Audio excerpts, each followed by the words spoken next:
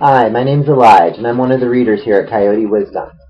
I wanted to take a minute today to talk to you about the different types of readings that you may experience. So, without further ado, let's jump right in. Today we're going to talk a little bit about the difference between a psychic reading, a mediumistic reading. We're also going to talk about different tools that you may see an intuitive use when you're receiving a reading. And also, too, about the different forms of spiritual and energetic healing that are out there. The primary difference between a psychic and a medium is that psychics are going to tap more directly into your personal energy field. We're going to interpret the energy that you bring in with you, that you carry in your own aura, and that's going to help us understand what it is you're drawing into your life, what it is you're manifesting, and also help you understand the different cycles of energy within your life. A medium is someone who connects primarily with the realm of spirit. In other words, your spirit guides, your guardians, and those who have crossed over, those who have passed away.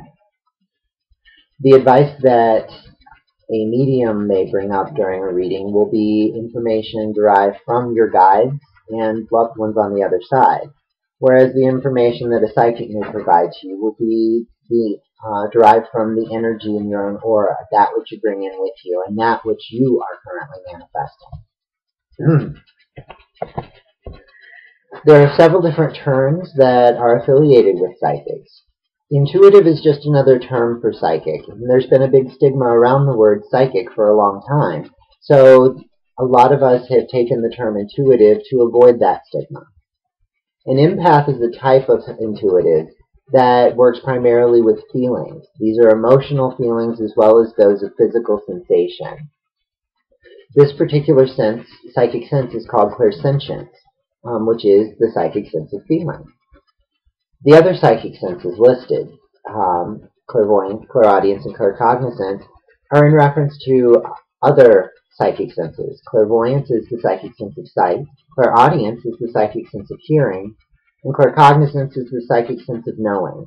In other words, impressions that get downloaded into our consciousness that we're able to pass on to you, but don't seem to fit squarely into any of the other senses.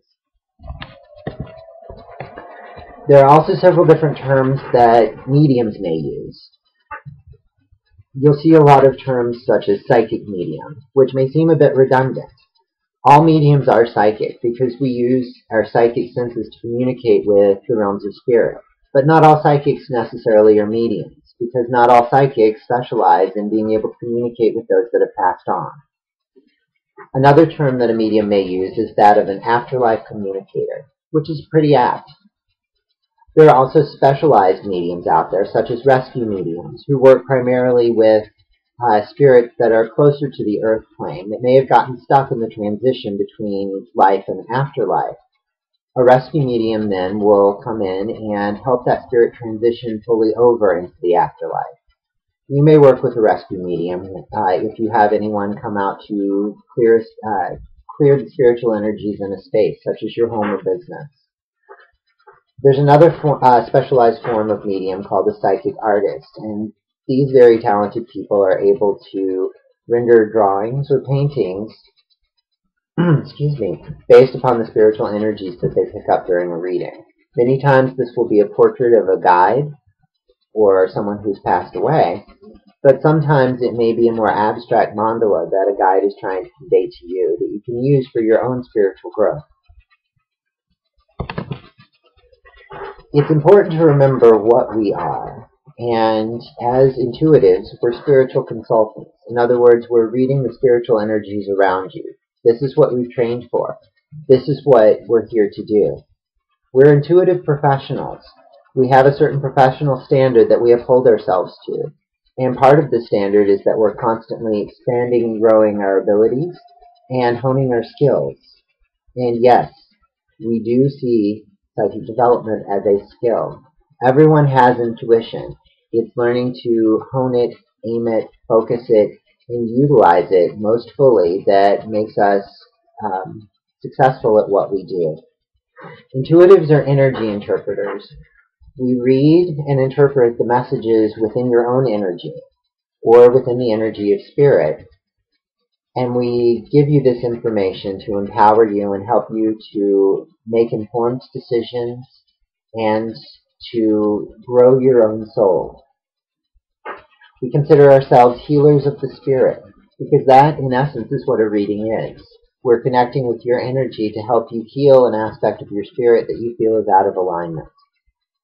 But at the base, it's also important to remember that deep down, intuitives are human beings. We're just people, like you.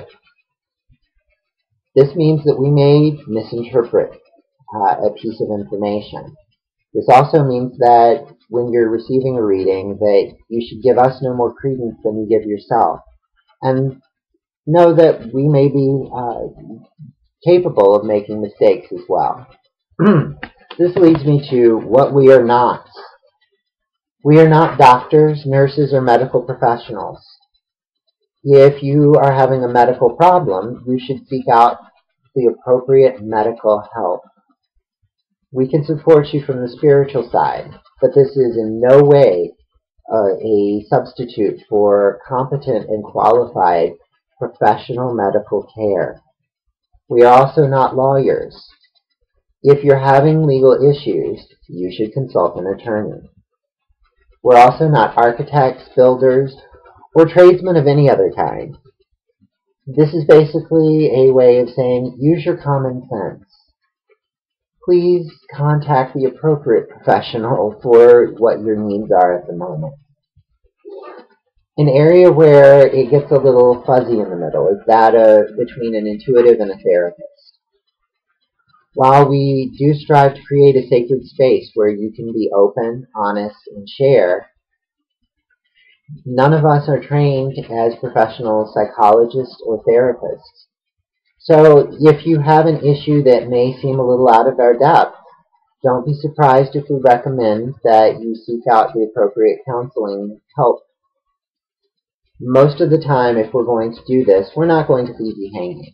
We do have several contacts out in the field that we'll be able to recommend you to. People that we know and trust who will take good care of you. Another thing that we are not are sideshow acts. If you show up to Coyote Wisdom expecting someone in a turban with a crystal ball and a thick fake accent, I hate to tell you, you're going to be disappointed. Now, different tools of the trade. Yes, many of the intuitives here use tarot cards and oracle cards, which are sets of cards to help us focus and hone our intuition and structure a reading so that we can answer the questions that you may pose to us. Some intuitives also use tools such as astrology, which is a system that has been around for many, many, many years, about as long as we've been looking up at the stars. And what astrology does is looks at the cycles within your life that are marked by the planets and stars. We're able to then take that information and understand the different energetic cycles that are going on in your life and give guidance from that perspective. Runes and bone throwing are two types of a form of divination called castings or casting lots. These are used to, these are different fetishes that are gathered within the hands and cast upon a cloth on the table in front of you. They each contain different symbols and represent different things. And how the different tools and fetishes that are cast upon the table relate to one another give us a more complete picture about what's going on energetically in your life. Psychic card I've already spoken about and can be seen as a tool. Now there are also different forms of energy healing that you may experience. Reiki and esoteric healing are forms of healing that primarily work within the body's energy field. In other words, these forms of healing don't necessarily require a person to touch you. Body work, however, works on the soft tissues of the body to increase the sense of well-being and facilitate healing.